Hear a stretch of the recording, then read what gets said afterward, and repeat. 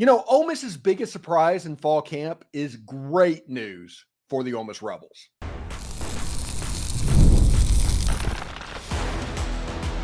You are Locked On Ole Miss, your daily podcast on the Ole Miss Rebels. Part of the Locked On Podcast Network, your team every day. Hi, I'm Steven Willis, a 10-year veteran member of the national media and a former staff member at Ole Miss.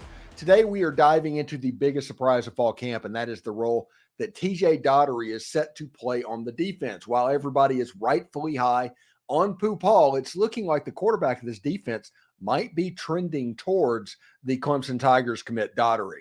This is the Locked On Ole Miss podcast, your daily podcast on the Ole Miss Rebels, part of the Locked On Podcast Network, your team every day. We're free and available on all the podcast apps and on YouTube. Thanks for making Locked On Ole Miss your first listen every day, and a special hello to the insiders and everydayers who make the show what it is. And don't forget to find a second listen on the network. Chris Gordy at Locked On SEC, or even Corey Burton at Locked On Vandy, provides different perspectives on college football, the SEC, and Ole Miss. So check it out. You know how I feel about perspectives. Today's episode is brought to you by FanDuel.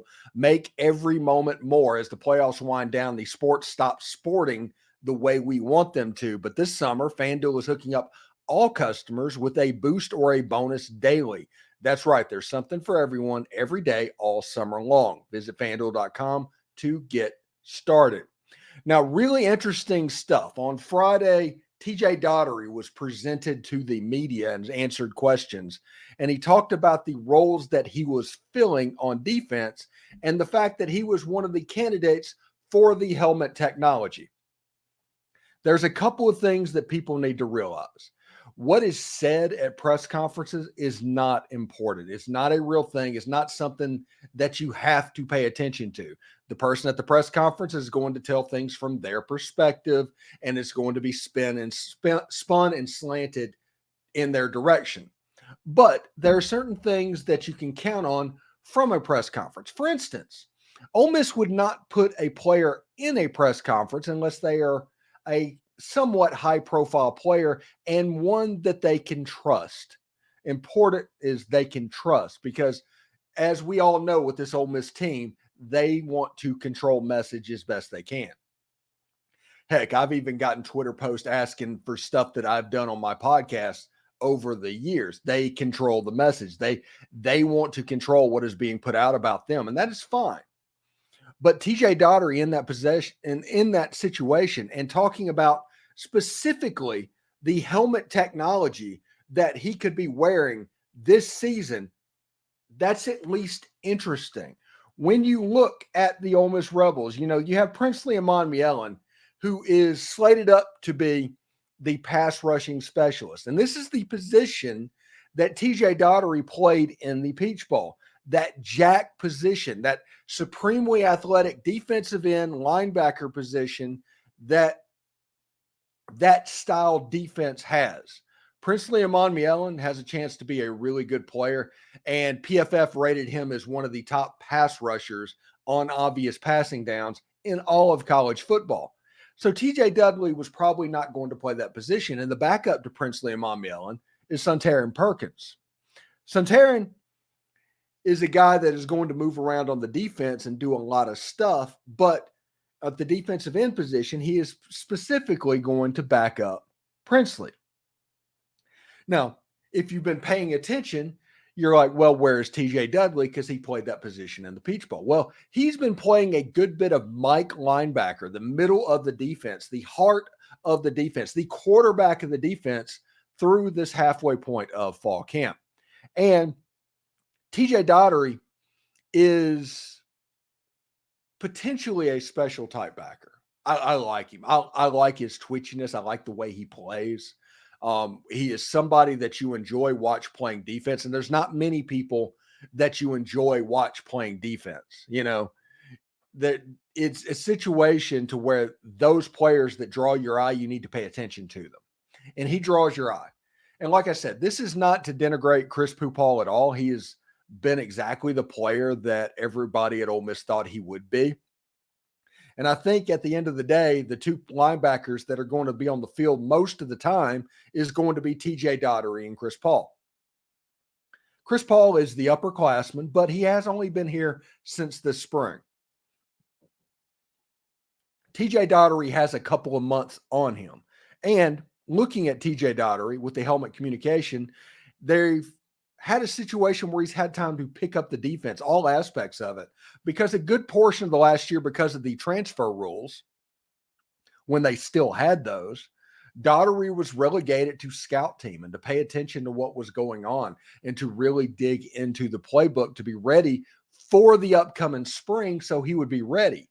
Turned out he was ready for the Peach Bowl because the transfer rules basically went away during that time. But he was able to pick that up. Because of that extra time, that put him an advantage over all the other linebackers in the room, because I do think a linebacker is going to wear that helmet technology. You have a situation to where TJ Dottery, Chris Pooh Hall, Raymond Collins, Coleman, those guys become the main focus of helmet technology. It's really good players. I mean, everything's fine, but a linebacker just tends to be the quarterback of the defense, tends to be the leader of the defense and getting people lined up. And TJ Dottery has proved the aptitude of being able to do that. Now, they are going to move him around. The benchmark of this Ole Miss defense is going to be versatility. It just is. Whenever you hear Suntarine Perkins talk, when you hear Yam Banks talk, you always hear about players that are playing different positions and learning different roles. So if you are in a dollar defense, whatever their dollar defense is, Yam Banks is playing linebacker. In that situation, Suntarine Perkins is probably playing defensive end. TJ Dottery is probably the other linebacker, or maybe even playing defensive end as well. Whenever you play a jumbo type defense in the 4-3, TJ Dottery is probably going to line up at the Mike or the Sam, and Ole Miss is going to get bigger on the front. Princely Umanmielen, Jared Ivey, JJ Pegues, Walter Nolan, to go with a Chris Pooh Hall and a TJ Dottery, and that defense is going to shell out the way it normally does. Ole Miss cross-training in this very complex defense, even though Pete Golding talked about the other day that it does have to be simplified a little bit, so whenever you have these transfer portal players coming in, they can pick up what you're doing. It's still not so easy that the other team knows what you're doing. So it's more complex than that. So TJ Dottery picking this up in a relatively short period of time is really big news for Ole Miss defensively. Because one of the few questions that Ole Miss had about its team coming into the season was the second linebacker. Everybody knew that Chris Pooh Hall was going to be a dude. Everybody knew that. Anybody that watched Arkansas play over the last 2 years knew that that guy was going to be good.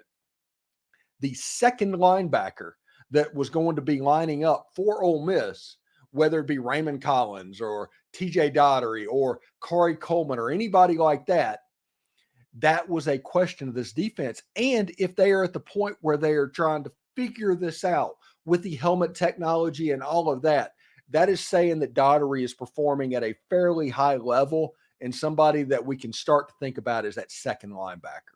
And him coming in as that second linebacker and potentially the Mike being that second linebacker is kind of big news for Ole Miss defensively.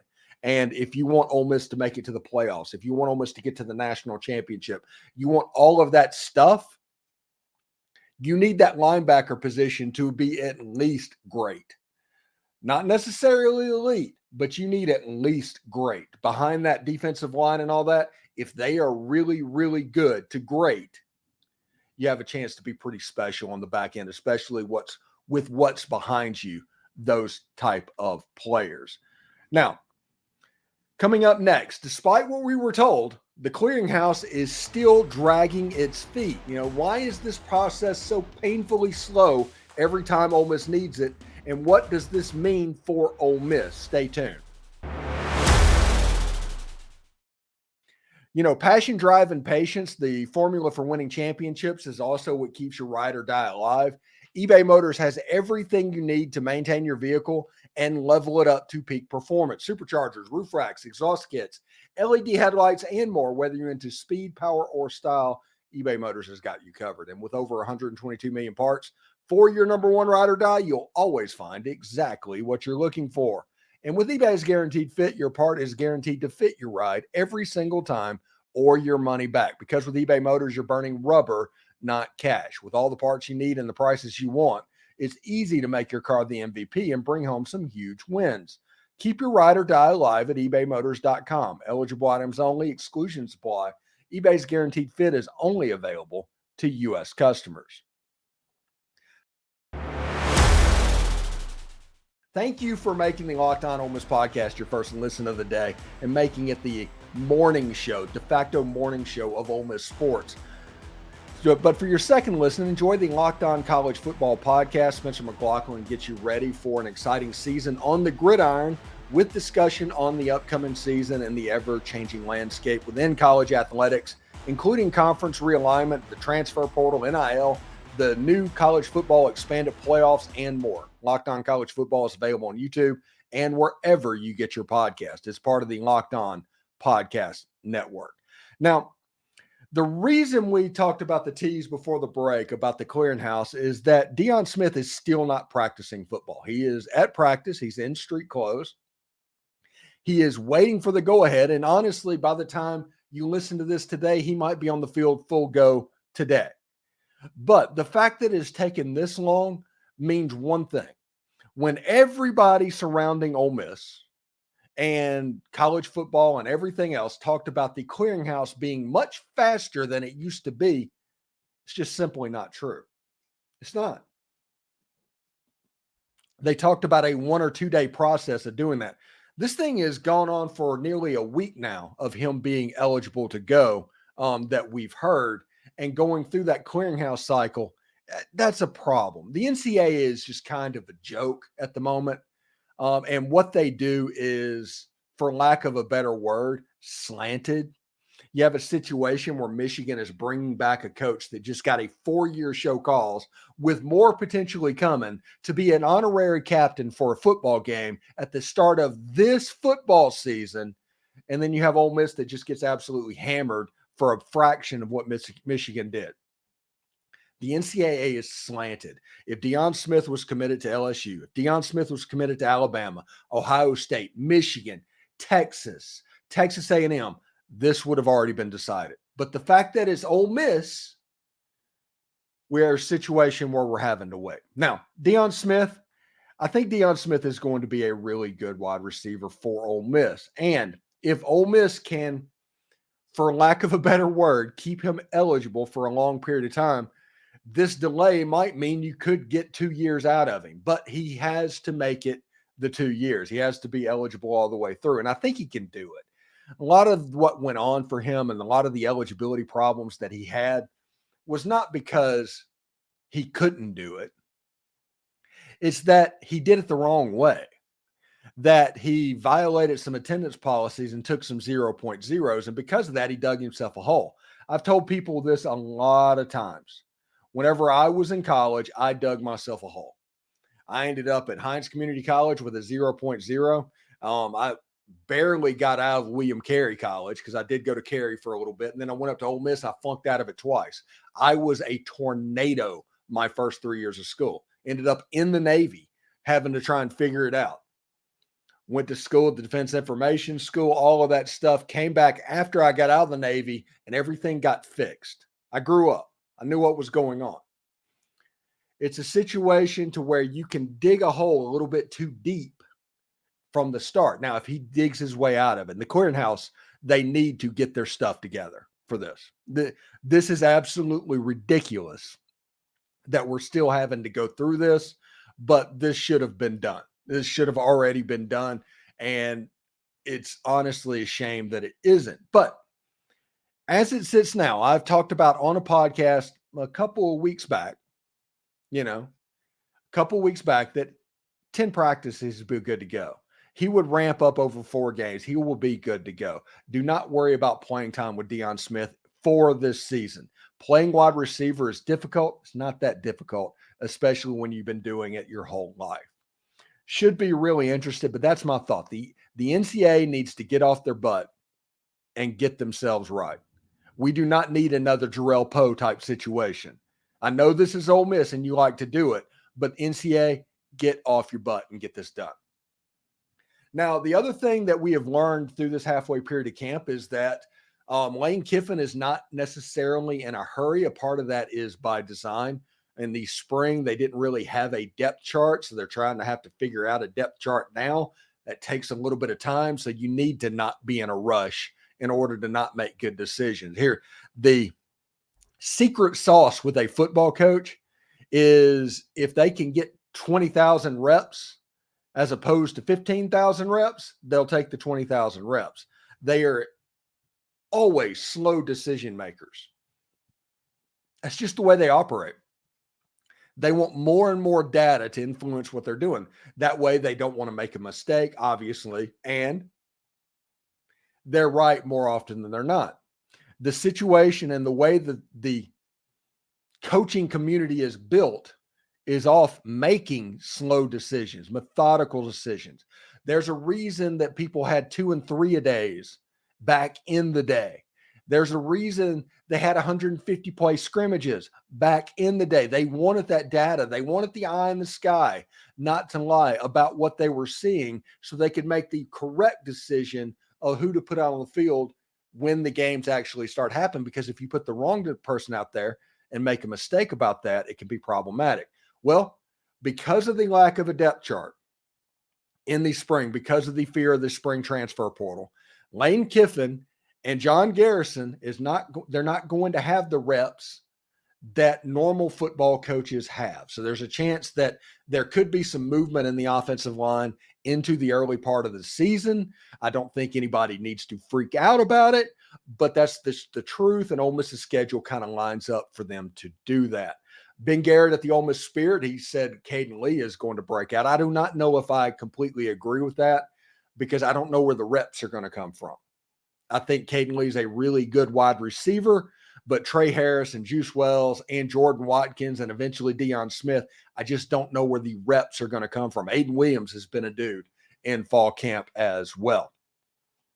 Defensively, and especially the defensive line, they've been basically man-child the whole time during camp. They've been pushing people around and doing the type stuff that we kind of expected them to do with Walter Nolan and Princely Umanmielen and Jared Ivey and JJ Pegues. And then you look at the backups of Akello Stone, Suntarine Perkins, Xavier Harris, and then over to potentially Cam Franklin, who came into camp at 6'5", 275. Really interesting stuff. The defensive line is going to be a big case in this season. Now, the other thing that not a lot of people are talking about, and just because they haven't laid eyes on it, it's not because it's not worth talking about, are the defensive backs. You know, I'm obviously a huge fan of what Lewis Moore could do.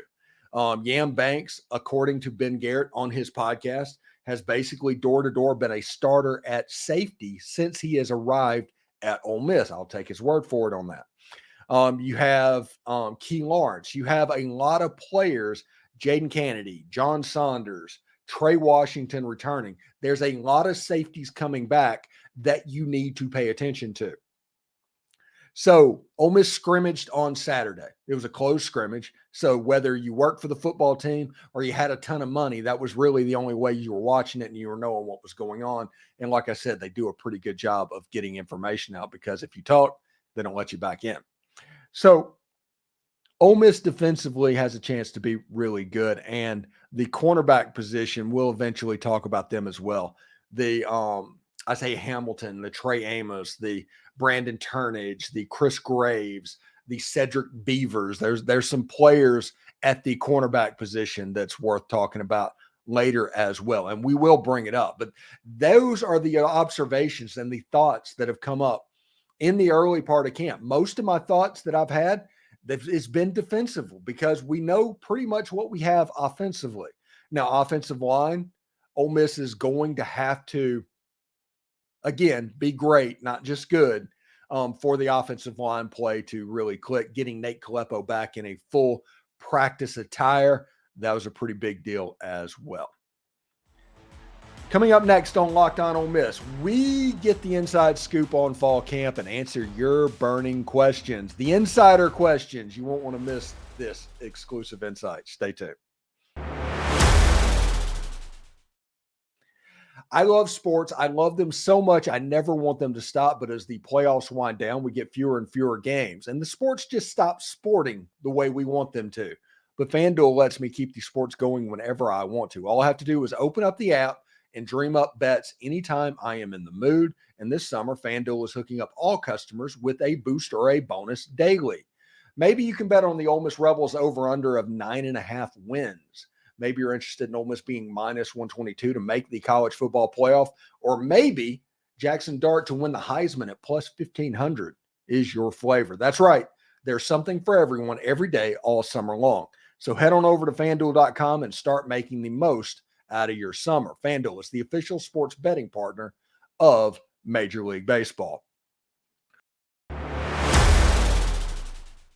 Really interesting stuff. And I wanted to do another Insider's Question segment on the podcast. It was a big hit last week. We're going to, like I said, we're going to start doing this more and more often. And so I appreciate everybody that interacts on the Insiders thread as well. I see you all, and it's growing like a weed. But when you start off, the first question that we got is from Drew in Nashville, Tennessee.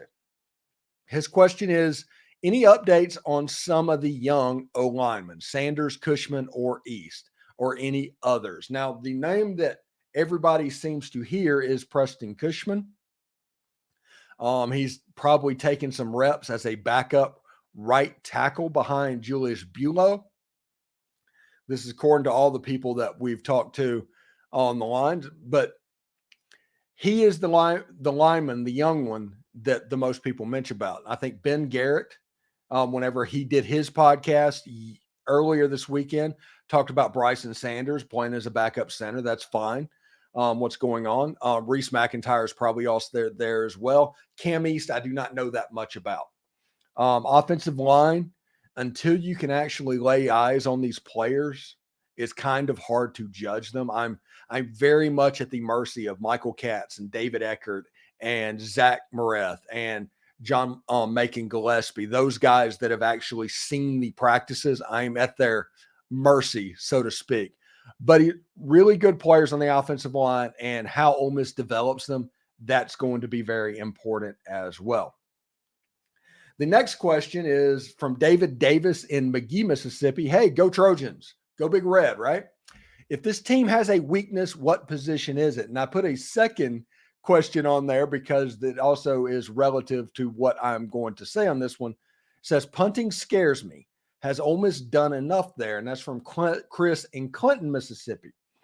Punting scares me.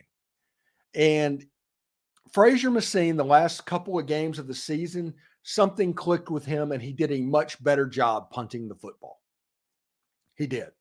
But there were a couple of games early in the season where he had like 33-yard averages and something like that. And that is difficult because you hear me talk all the time on this show about hidden yardage. Whenever you have a punt returner, it's important because of hidden yardage. When you have a punter, you do not want returns because of hidden yardage. And what I mean by hidden yardage, let's say that punt you designed to have a net return of 0 and a net punt of 40 yards. So it's 40 yards. If you have a punt returner that can get it back for 10, that means it's a net 30 punt. Whenever you have a punter that can have a net 50, you have an advantage there without any return. But you want players that can return the ball, and you want punters that can honestly boom the ball downfield without that much of a return. That hidden yardage is going to help you win games, especially when Ole Miss has a defense like they are supposed to have. So it should be really interesting. And the third one is from Becky from Winter Haven, Florida. Ha, Becky. That's my wife, by the way. Says, with this weekend being the last non-college football weekend, how do you plan to take care of your wife? Well, it's pretty cool. And this is just between you and me, everybody. There's an antique mall in Lakeland, and I'm sure she's going to drag me out at antiquing and stuff like that. But there's an antique mall that I really enjoy. And she doesn't know that I really enjoy it, because if she knows that I really enjoy it, there's a good chance that she'll pick another antique mall. But that mall I genuinely enjoy because the way it's set up, there's like 4 or 5 sports memorabilia booth where you can see like a Johnny Bench signed helmet or a Kirk Gibson signed Detroit Tigers jersey and baseball signed. I think there was a Matt Corral autograph card the last time I went in there. I've gotten a King Griffey rookie baseball card and a Mark McGwire rookie baseball card in that antique mall. So I really enjoy it. So I imagine that she's going to have antiquing on the menu for this weekend, because this Saturday I have no choice. Because after this Saturday, I'm pretty much booked until February. This is my last weekend, so I have to do something. So I imagine she is going to take me out antiquing. I think we're going to end up at that antique mall in Lakeland, and potentially, hopefully, I can get her to go to the Cracker Barrel in Lakeland as well, and we can have lunch with my uncle. So should be a lot of fun. But that's how I plan to take care of my wife. I'm going to take Saturday completely off the grid if I can, and we're going to go antique shopping, estate selling, whatever's available. That's what we're going to do. So that's the plan for that. Anyway, I do hope everybody enjoyed the show, and thank you for making the Locked On Ole Miss podcast your go-to source for Ole Miss sports. You know, we pride ourselves in offering the most comprehensive perspectives, which is why we are the number one Ole Miss podcast out there. Your support means the world to us. For your second listen of the day, check out Locked On College Football Podcast with Spencer McLaughlin. He will get you hyped up for an exciting season with in-depth discussion on the upcoming games and the ever-evolving landscape of college athletics, from conference realignment and the transfer portal to NIL updates and the new college football playoffs. Spencer covers it all. You can find Locked On College Football on YouTube and wherever you get your podcasts. It's all part of the Locked On Podcast Network, your team every single day. And exciting news, you can now become a Locked On Ole Miss insider and do things like ask questions in this show. This is the best and easiest way to stay updated on all things Ole Miss sports. Our texting program sends you notifications on anything relevant without the hassle of message boards filled with trolls. Enjoy a 14-day free trial. Experience the future of college sports coverage. We're adding new perks as we grow, so don't miss out. The link is down in the description. For those of you watching on YouTube, though, we're going to send you on to Locked On College Sports right now. Hotty toddy, everyone.